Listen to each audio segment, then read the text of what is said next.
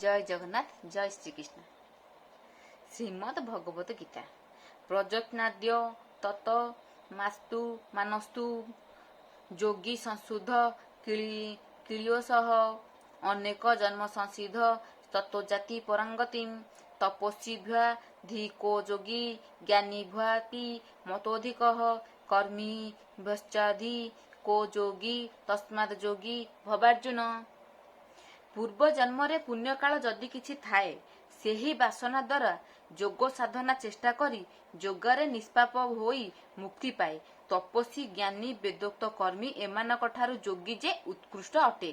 देख जेते तपस्या करुथिबे जेते ज्ञानी अछंती जेउ माने जोगी जोगी भगवान कहिसंती केमिति उत्तम जोगी आमे हेई परिया।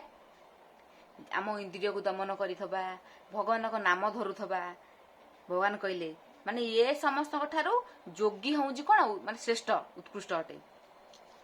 जेते प्रकार जोगी अछंती सेमानक मध्यरे मो ठारे जहार आसक्ति श्रद्धा भक्ति थाए सेमाने सबुठारू श्रेष्ठ अटंती। भगवान कौन कहले ना जेते प्रकार जोगी अछंती जेते सन्यासी जेते तपस्वी जेते जे थांतु किंतु जहार मो ठारे आसक्ति थबो मो ठारे एइड अछि 107 पृष्ठा आपण मन देखि परि 78 79 पृष्ठा षष्ठ अध्याय आज हमर शेष हैला।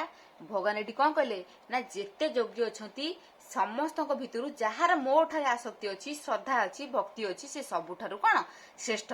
योगी थांती बहुमत जोग साधंती से सतत जेते प्रकार योगी अछंती मोठारे जहार आसक्ति श्रद्धा भक्ति भाबे भजे मो उपसने चित्त मजे मोहर मते हे अर्जुन से श्रेष्ठतम योगी जान।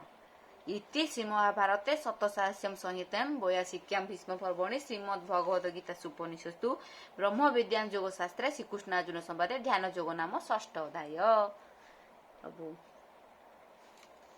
सांग माने हमर एडी 6 अध्याय सइला तापर हमर 7म अध्याय जीवो विज्ञान योग आसीबो। रहिली सांग माने जय जगन्नाथ।